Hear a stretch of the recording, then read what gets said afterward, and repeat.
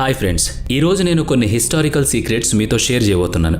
నిజం చెప్పాలంటే ప్రపంచంలో అన్ని దేశాల కంటే మన భారతదేశ చరిత్ర చాలా గొప్పగా, ఇంట్రెస్టింగ్గా, మిస్టీరియస్గా ఉంటుంది. ఎన్నో అద్భుతమైన సంఘటనలు ఈ గడ్డపై జరిగాయి. ఎన్నో అంతుచిక్కని రహస్యాలు ఈ భూమిపై ఉన్నాయి. ముఖ్యంగా మన దేశంలో ఉన్న కోటలు చారిత్రకమైన కట్టడాలు మాత్రమే కాదు, అద్భుతమైన శిల్పాలు, అంతుచిక్కని రహస్యాలు. మరి ఇంకెందుకు ఆలస్యం, ఈ రోజు మనం మన దేశంలో ఉన్న కొన్ని మిస్టీరియస్ కోటల గురించి తెలుసుకుందామా? అయితే ఈ వీడియోని ఎక్కడ బ్రేక్ చేయకుండా ఫుల్గా చూడండి. ఇక టాపిక్లోకి వెళితే రాజులు, రాణులు, సైన్యం వీరందరి గురించి చెప్పుకుంటున్నప్పుడు వాళ్ళు నివసించే కోటల గురించి కూడా మనం చెప్పుకుంటూ ఉంటాం. కోటలంటే రాజవంశీకులు ఉండే ప్రాంతం, అందుకే దానికి క్రేజ్ ఎక్కువ. ఎందుకంటే రాజులు వాళ్ళ కోటను ఎంతో అద్భుతంగా, కళాత్మకంగా కట్టేవాళ్ళు. వింతలు, విశేషాలన్నీ ఆ కోటల్లో కొలువై ఉండేవి. వాటి గురించి ఊరి జనం, పక్క రాజ్యం వాళ్ళు కూడా కథలుగా చెప్పుకునేవాళ్ళు. విచిత్రం ఏంటంటే ఇప్పటికీ కొన్ని కోటల గురించి మనం అంతే ఇంట్రెస్టింగ్గా చెప్పుకుంటూ ఉంటాం. అసలు ఇంతకీ కోట ఎలా ఉంటుందో మీకు గుర్తుకొచ్చిందా? ఎందుకు ఐడియా ఉండదు? అందరూ బాహుబలి సినిమా చూశారు కదా, అందులో ఎంత పెద్ద పెద్ద కోటలు కనిపిస్తాయి. అవైతే గ్రాఫిక్స్ అనుకోండి. అయితే అలాంటి అద్భుతమైన కోటలు మన ఇండియాలో కూడా చాలా ఉన్నాయి. మరి ఈ వీడియోలో ఆ కోటలను ఒలుక్కేద్దాం పదండి. ముందుగా శనివార్ వాడ. భారతదేశంలో ఉన్న అత్యంత పురాతన నిర్మాణాల్లో పాపులర్ అయిన కట్టడం శనివార్ వాడ. ఈ కోట గురించి మీరు వినే ఉంటారు, కానీ ఇప్పుడు నేను ఆ కోటలోని రహస్యాలు చెప్పబోతున్నాను. అయితే అవి చెప్పే ముందు ఈ కోట గురించి కాస్త చెబుతాను. ఇది అత్యంత పురాతనమైంది. మహారాష్ట్రలోని పూణే నడిబొడ్డున ఉంది. దీన్ని 18వ శతాబ్దంలో నిర్మించారు. 1881లో మరాఠా సామ్రాజ్యం ఆవిర్భవించిన తర్వాత ఈ ప్యాలెస్ భారత రాజకీయాలకు కేంద్రంగా మారింది. అసలింతకీ ఈ కోటను నిర్మించింది ఎవరో తెలుసా? పీష్వా బాజీరావు. అతను 1770లో ఈ కోటను కట్టాడు. అదే అతని నివాసం. దానికి శనివార్ వాడ అని పేరు పెట్టాడు.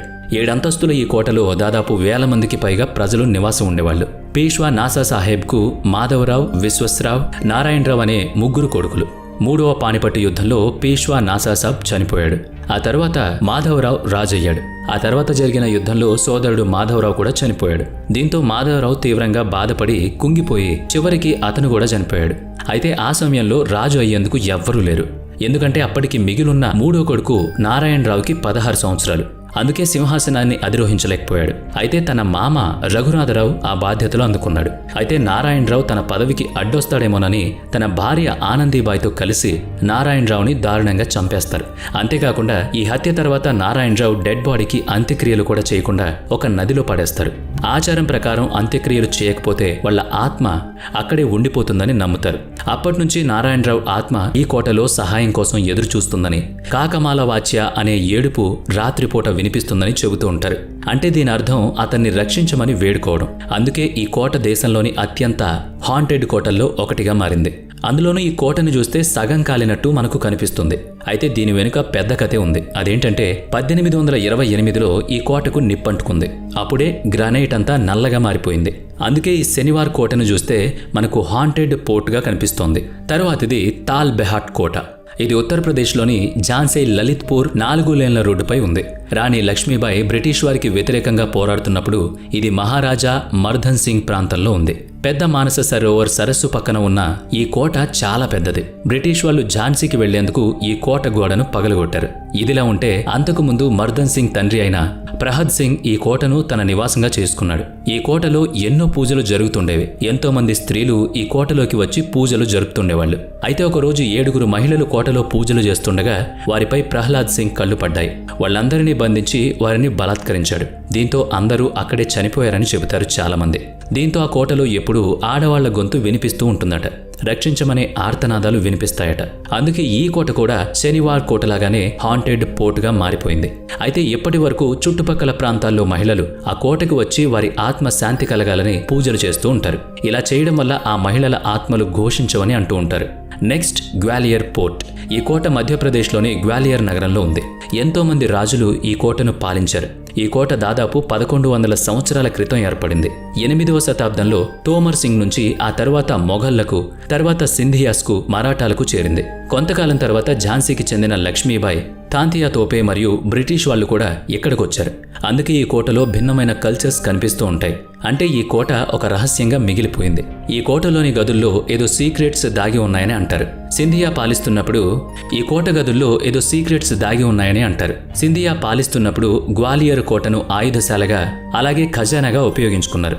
ఆ రోజుల్లో విలువైన వస్తువులు, డబ్బులను పెట్టుకోవడానికి బ్యాంకులు, స్ట్రాంగ్ రూమ్లు ఉండేవి కాదు. అందువల్లే విలువైన వస్తువులు, ఆభరణాలు రక్షించుకోవడానికి ఈ కోట కింద రహస్య గదులను నిర్మించారు. సింధియాలు గంగాజలి అని పిలిచే అతి భారీ సంపదను ఇక్కడే దాచారట. యుద్ధాలు, కరువుల సమయంలో ఉపయోగించేందుకు ఈ ఖజానాను వాడేవారు. ఎవరికీ అంతు చిక్కకుండా రహస్యంగా ఖజానాను దాచేవారు. ఈ గదులకు రహస్య కోడ్లు ఉండేవట. ఆ కోడ్ని బట్టే ఆ గదిని అన్లాక్ చేశారట. కాలక్రమేణా గంగాజలి సంపద పెరిగిపోవడంతో మరిన్ని రహస్య గదులను నిర్మించారు. ఈ గదుల కంటే ఇంకా తెలివైన పద్ధతిలో కూడా సంపదను దాచేవారట. బీజాక్ అనే ఒక సీక్రెట్ కోడ్ను ఈ గదులను అన్లాక్ చేయడానికి ఉపయోగించేవారు. మహారాజా జైజీరావుకు తప్ప మిగిలిన ఎవ్వరికీ ఈ కోడ్ల గురించి తెలియదు. దీంతో అతను చనిపోయిన తర్వాత ఆ గదుల గురించి తెలుసుకునేందుకు ఎవ్వరి వల్ల కూడా కాలేదు. ఎందుకంటే జైజీరావు కొడుకు ఆ సమయంలో చిన్నపిల్లాడు. అందుకే ఆ గదుల రహస్య వివరాలు తండ్రి కొడుకుతో చెప్పలేకపోయాడు. దీంతో వాటిని ఎవ్వరూ తెలుసుకోలేకపోయారు. ఇదిలా ఉంటే ఒకానొక టైంలో రంజిత్ రావు ఈ కోటను రూల్ చేశాడు. ఈ రాజుకు ఒక భయం ఉండేది, ఎవరో ఊరిలో జనమే తనని చంపేస్తారని. దీంతో దీనికి ఒక పరిష్కారం వెతుక్కున్నాడు రాజు. అనుమానం ఉన్న వాళ్ళందరినీ పట్టుకొచ్చి జైల్లో వేసేవాడు. ఇలా వేసిన వాళ్ళందరినీ ఒకేసారి చంపకుండా కిరాతకంగా హింసించి చంపేవాడు రాజు. అలా ఈ కోటలో ఇలా చనిపోయిన వాళ్ళంతా ఆత్మలుగా తిరుగుతున్నారని జనం భయపడుతూ ఉంటారు. నెక్స్ట్ మల్బా మహల్. మహల్ అనే పేరు వినగానే అదేదో పెద్ద రాజమందిరం అనుకునేరు. కానే కాదు, అదొక మిస్టరీ మహల్. ఇది ఢిల్లీలోని బిస్తదారీ రోడ్లో ఢిల్లీ ఎర్త్ స్టేషన్ పక్కన ఉంది. ఇది బుద్ధ జయంతి పార్క్ వెనుక ఉన్న అటవీ ప్రాంతంలో నిషేధించబడిన భాగం. మాల్బా మహల్ను బిస్తదారీ మహల్ అని కూడా పిలుస్తారు. ఈ మహల్ను 1325లో ఫిరోజ్ షా తుగ్లక్ నిర్మించాడు. ఇదొక వేట వసతి గృహం. ఈ మహల్ దేశంలోని అత్యంత హాంటెడ్ ప్రదేశాల్లో ఒకటిగా పాపులర్ అయింది. అయితే ఇది ఇలా పాపులర్ అవ్వడానికి పెద్ద పెద్ద కారణాలే ఉన్నాయి. ఈ కోటను ఔద్ వంశానికి చెందిన రాజులు కొందరు ఆక్రమించారు. వీటిలో విలాయతు మహల్, ఔద్ బేగం, ఔద్ నవాబ్, వాజిద్ అలీ షా ఉన్నారు.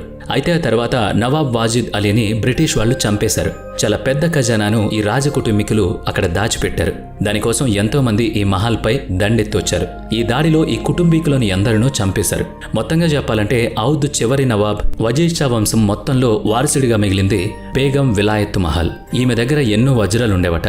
ఆ మహల్లో ఆమె తన కూతుళ్ళు, మనవరాలతో కలిసి ఉండేది. అయితే ఒకసారి ఆమె తన దగ్గర ఉన్న వజ్రాలను తిని ఆత్మహత్య చేసుకుందట. దీంతో అప్పటినుంచి ఆమె ఆ మహల్లో తిరుగుతూ ఉంటుందని నమ్ముతారు. అందుకే ఆ మహల్ మోస్ట్ హాంటెడ్ హౌస్ అయిపోయింది. ఎప్పుడూ ఎంతోమంది పర్యాటకులు అక్కడకు వెళ్లి మరీ ఆ ఎక్స్పీరియన్స్ను చూస్తూ ఉంటారట. నెక్స్ట్ గుర్ఖందర్ కోట. మధ్యప్రదేశ్లోని హెరిటేజ్ కోటల్లో ఇది కూడా ఒకటి.